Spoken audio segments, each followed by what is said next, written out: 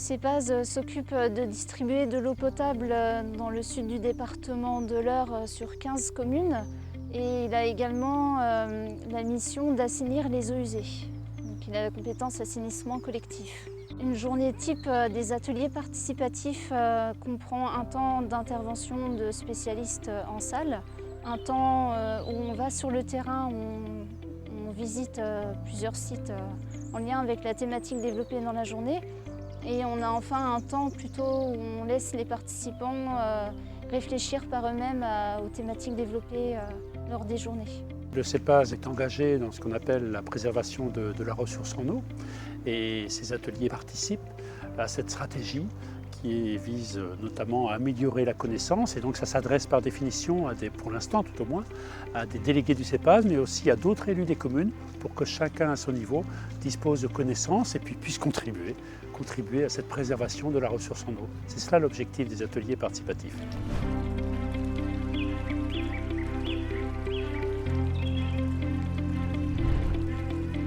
La première journée a été consacrée à la thématique de l'eau brute.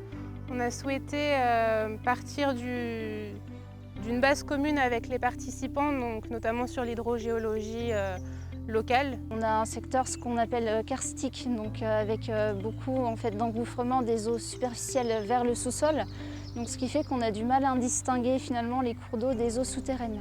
Un bac, par définition, c'est tout point d'eau de la surface du sol dont le trajet se terminera au niveau du captage d'eau potable. En fait, dans notre région, là, dans le secteur du CEPAZ, on ne peut pas distinguer les eaux de surface des eaux souterraines.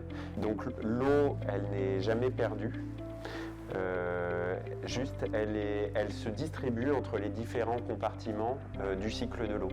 Donc cette partie-là de l'Eure vers la source? Ok. Non. Ça me paraît très bien. Et ça, vous en faites quoi? Ah oui, ça c'est le ruissellement jusqu'à la rivière.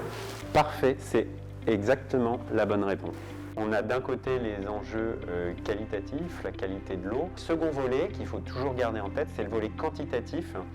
C'est-à-dire qu'il faut exploiter les ressources de façon durable. La collectivité a une obligation de résultat, c'est-à-dire distribuer une eau conforme aux exigences de qualité. Après, plusieurs moyens permettent d'atteindre ces résultats, comme le choix d'un captage, la mise en place d'une unité de traitement par exemple. Sur le CEPAZ, la problématique principale rencontrée est des concentrations en nitrate un petit peu élevées. Mais une usine de traitement permet de distribuer une eau conforme à la limite de qualité. Sur Danville, nous avons donc deux forages, celui de Coulonges et celui qui est à la bâche de Mélange et où il y a le château d'eau des Chérottes. En termes de forage, on subvient largement aux besoins d'abonnés. Ici, donc, on pompe l'eau.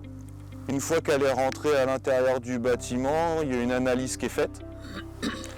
Et là, on va traiter l'eau et ensuite on file directement dans la cuve du château.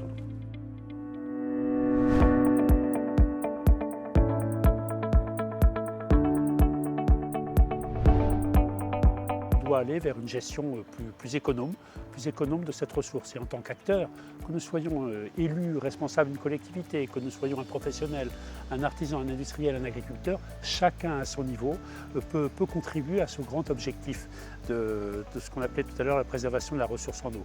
Dans l'Eure, en fait, on a une caractéristique assez particulière par rapport à une grande partie du reste du bassin Seine-Normandie. On partage avec la Seine-Maritime la caractéristique d'avoir très peu de cours d'eau de surface, parce qu'on est sur de la craie, en fait, et une ressource en eau souterraine très importante.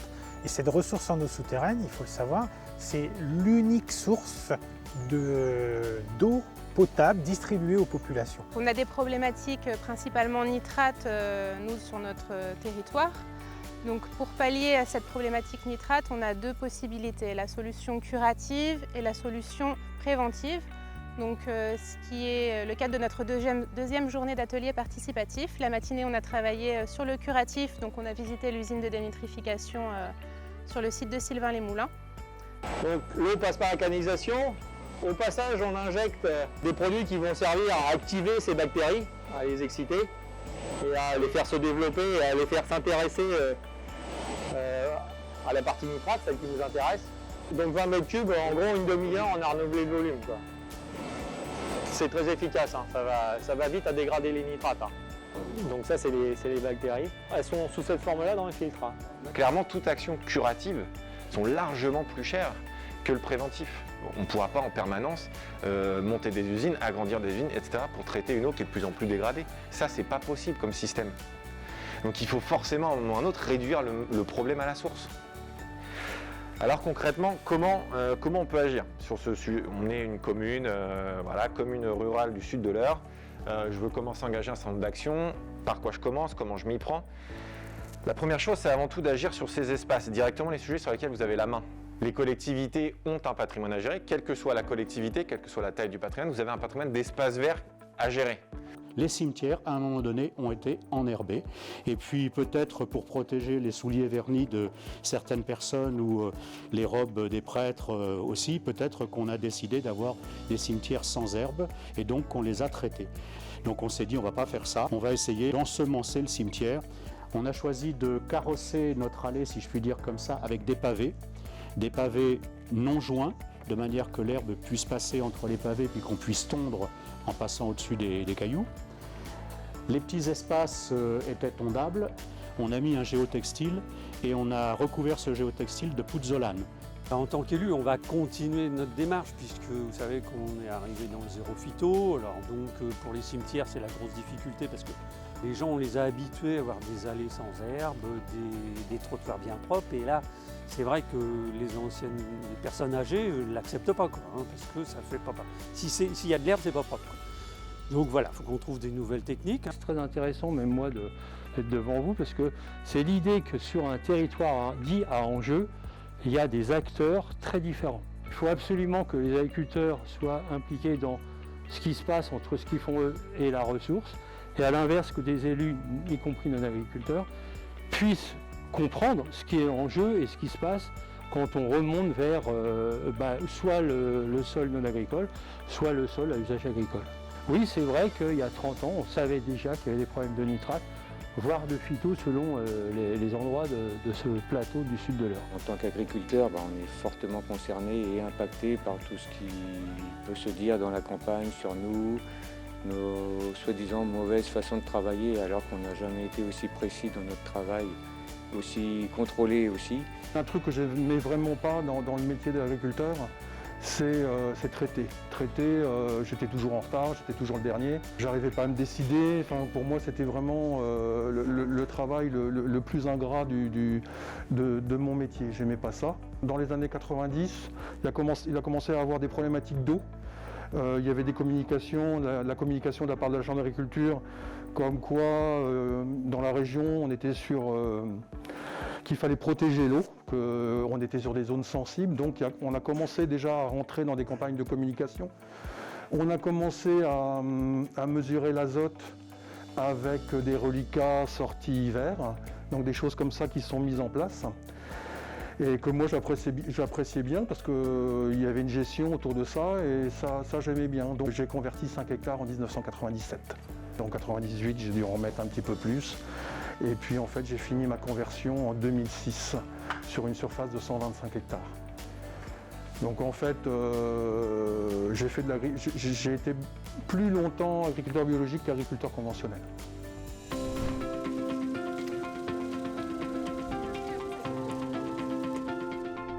La troisième journée a été dédiée à la protection des milieux aquatiques et à la biodiversité, puisqu'on sait que voilà, tout est lié, les cours d'eau, les eaux superficielles, tant que les eaux souterraines, voilà, c'est le cycle de l'eau, donc vraiment tout est lié, d'où l'importance de sensibiliser aussi sur ces notions et sur cette connexion entre ces systèmes. Une mare, c'est une étendue d'eau qui est stagnante et qui est au maximum de 5000 m². Ce qui caractérise aussi beaucoup une mare, c'est sa profondeur, qui est en général inférieure à 2 mètres. Cette profondeur permet, qui est assez faible, permet à la lumière du soleil de rentrer et de permettre aux plantes de se développer.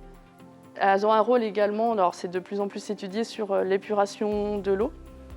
notamment avec toutes les plantes qui y poussent, elles contribuent à épurer tout ce qui pourrait être comme substances polluantes dans les vases ou dans l'eau elle-même. Elles constituent des réservoirs de biodiversité, donc c'est vraiment des endroits très concentrés où on peut trouver de la vie, des animaux, des plantes qu'on ne trouverait pas forcément ailleurs. Cette mare-là, on la suit de près quand même depuis 2007 et si on ne fait pas un entretien régulier, tout de suite c'est envahi, quoi.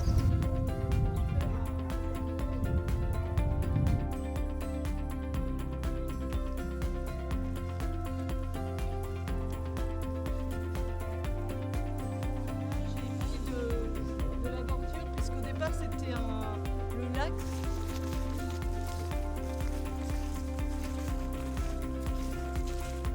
L'Iton, c'est un cours d'eau qui a été fortement anthropisé. L'homme l'a remanié pour la force hydraulique, mais surtout à l'époque du Moyen-Âge pour la défense militaire. Donc on a le bras forcé de Breteuil et le bras forcé de Verneuil. Les actions les plus ambitieuses mises en place, ça va être tout ce qui correspond aux travaux de restauration de la continuité écologique. Ça correspond à l'effacement de seuils, ouvrages en cours d'eau qui nuisent à la libre circulation piscicole et sédimentaire, sur des ouvrages le plus souvent obsolètes. Ensuite, on va avoir tout un volet de protection, de préservation des zones humides. Ça peut passer au travers de l'acquisition, à la rédaction de plans de gestion ou à la gestion patrimoniale, par exemple, sur des espaces naturels sensibles. On a un recul d'intervention d'une dizaine d'années sur l'Iton. Les bénéfices, on peut les observer dès l'année suivante, même le lendemain des travaux, quand le cours d'eau retrouve un profil d'équilibre, son oxygénation, sa vitesse. On va avoir des milieux propices à nos espèces cibles que sont l'anguille et la truite sur l'Iton.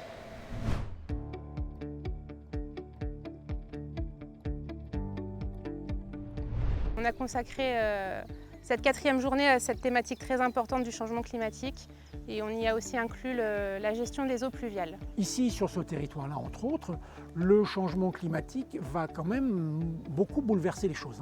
On risque d'avoir moins de nombre de jours de pluie, mais parfois plus de pluie importante sur certains jours dans l'année, et donc avec des épisodes catastrophiques un petit peu plus nombreux et toutes les conséquences que ça peut avoir. Le cycle de l'eau est un des cycles du vivant les plus touchés par le changement climatique. Le niveau des nappes qui nous préoccupe nous particulièrement, puisque l'ensemble de nos ressources en eau potable vient des nappes, va être touché. Pour ce qui est des cours d'eau, on va avoir une élévation des températures, ce qui veut dire qu'un certain nombre d'espèces que nous connaissons dans les cours d'eau aujourd'hui risquent de ne plus pouvoir y vivre ou s'y reproduire, et inversement peut-être de nouvelles espèces vont se développer. Quand on évoque l'évolution, quand on évoque le changement climatique, on se rend compte que les problématiques, même au sein d'une petite région, peuvent être très variables. Et là, on est effectivement dans un secteur où on peut avoir des périodes de sécheresse, des périodes difficiles où il nous faut effectivement gérer encore une fois ce déficit hydrique et par conséquent progressivement savoir s'adapter par des pratiques nouvelles à cette évolution.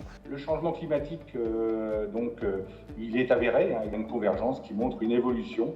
Ici, c'est des anomalies de température que l'on remarque sur l'hémisphère nord. Donc aujourd'hui, au moins sur la partie changement climatique au sens vraiment évolution de la température, il n'y a plus de débat. On voit qu'on a une évolution des températures pour les jours où les températures dépassent les 25 degrés.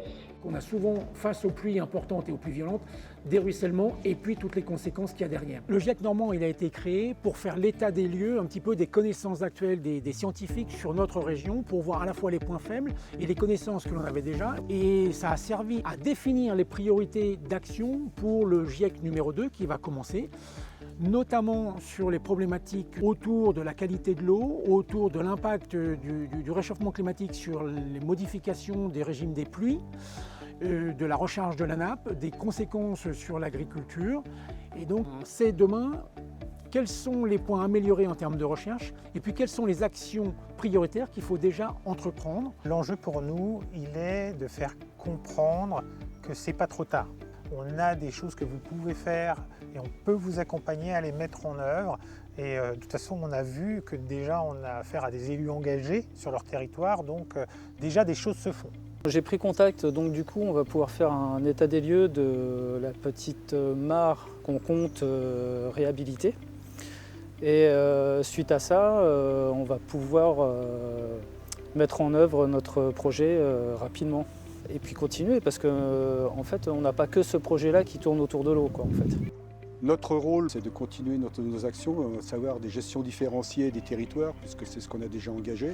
Et puis on va conserver des milieux totalement vierges de toute action humaine et de faire en sorte que la transmission soit bonne, soit saine et expliquée surtout. On a eu, c'est vrai, un très bon groupe investi, un nombre aussi de participants qui permettait beaucoup les échanges. Les échanges ont été assez variés.